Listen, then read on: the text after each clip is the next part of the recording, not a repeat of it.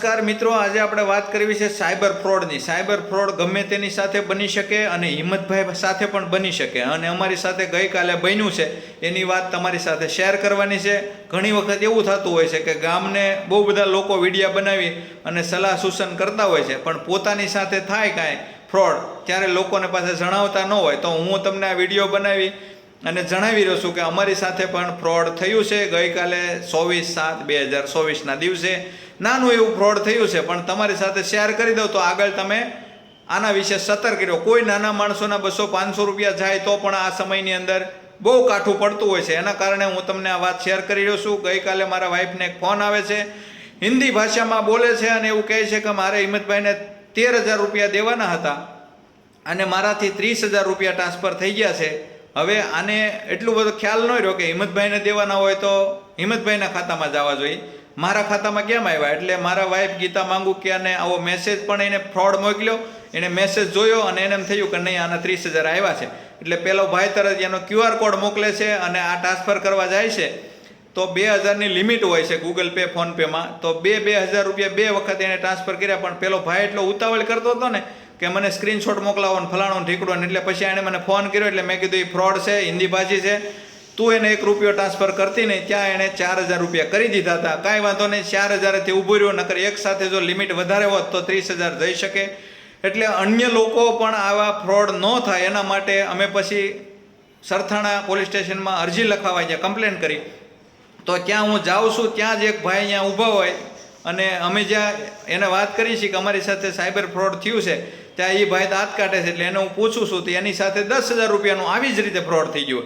એને જે ટ્રાન્સફર કર્યા હતા એના સ્ક્રીનશોટ મને બતાવ્યા, અને આ વાત જે અમારી સાથે બની છે એના સ્ક્રીનશોટ બધા અને એની કોમેન્ટની અંદર મેં મૂક્યા છે. એટલે તમે જોઈ લેજો. એ ભાઈનો મોબાઈલ નંબર છે, આપણે જે ટ્રાન્સફર કર્યા એના સ્ક્રીનશોટ છે, એ ભાઈએ જે QR કોડ મોકલ્યો એ પણ છે, અને અરજી લખાવી એનો પણ સ્ક્રીનશોટ મેં તમને મોકલ્યો છે. મને ખબર છે આ પૈસા પાછા નહીં આવે, કારણ કે આવા બહુ બધા કિસ્સા બને છે.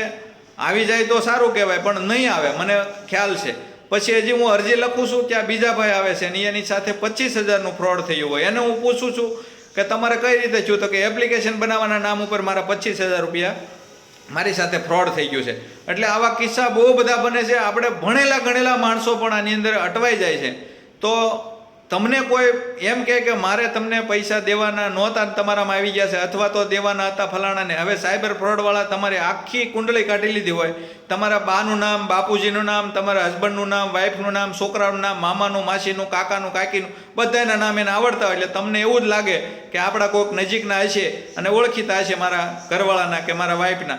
આવી રીતે એને 4,000 રૂપિયા ટ્રાન્સફર કરી દીધા. પછી મને ખ્યાલ આવ્યો, મને ફોન કર્યો. એટલે મેં કીધું ફ્રોડ થયું છે, તું એને 1 રૂપિયો ટ્રાન્સફર નહીં કરતી અને મારી સુધી આવી જાય. એટલે મારી ઓફિસ આવે છે, પછી અમે આની અરજી તો લખાવી છે આપણે, અને એ સ્ક્રીનશોટ પણ મૂક્યા છે. તો આપણા બાળકો, વિદ્યાર્થી ભણતા હોય કોઈ સ્કૂલ કોલેજની સાથે, એમાં ભણતા હોય તો એની સાથે પણ આવું થઈ શકે છે. આ વિડીયોમાં જો તમારી સાથે આવું બન્યું હોય તો ભલે અન્ય લોકો સાથે કોઈની સાથે ન બને એના માટે આ વિડીયો વધુમાં વધુ શેર કરજો. આના વિશે પણ પાછા વિડીયો હજી હું બનાવવાનો છું, કારણ કે આ જાગૃતિ લાવવી પણ જરૂરી છે. કારણ કે સાયબર ફ્રોડ કોઈ નાના માણસો સાથે બને તો રાત્રિના સમયે ઊંઘ ન આવે. અત્યારે 5-10 હજાર રૂપિયાની કિંમત અત્યારે લોકો પાસે કેટલી હાલાકી, મોંઘવારીના સમયમાં કોઈ પાસે પૈસા નથી, ત્યારે આવા ફ્રોડ લોકો ફ્રોડ કરી જાય છે, સાયબર ફ્રોડ કરી જાય છે, અને એને કોઈ રોકવાવાળું નથી પાછું. એટલે વિડીયોના માધ્યમથી લોકોને જાગૃત કરો કે આવો કોઈ પણ ફોન આવે, બેંકમાંથી આવે, ક્રેડિટ કાર્ડનો કે કોઈ પણ, તો તમે સીધો ફોન ડિસ્કનેક્ટ કરી નાખો.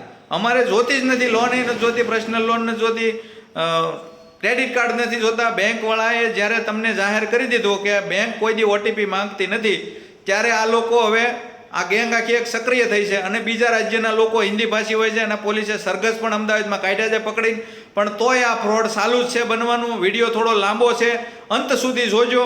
એટલે કહેવાનો મિનિંગ એટલો જ છે કે આવું દરેકની સાથે બની શકે. એટલે બહેનો, ભાઈઓ, બાળકો, વિદ્યાર્થી બધાય સતર્ક રહેજો. આવો કોઈ ફોન આવે લાલ અક્ષરમાં, તમે લાલ અક્ષરમાં આવે ને તો પણ એ ફ્રોડ હોય છે. એટલે કોઈ પણ તમને આવે સકંજામાં લેવાની કોશિશ કરે, લાલચ આપે, તો આમાં ક્યાંય આવવું નહીં, એવી મારી દરેકને વિનંતી સાથે વિડીયોને ખૂબ શેર કરી દેજો. ઓકે, અસ્તુ, ધન્યવાદ.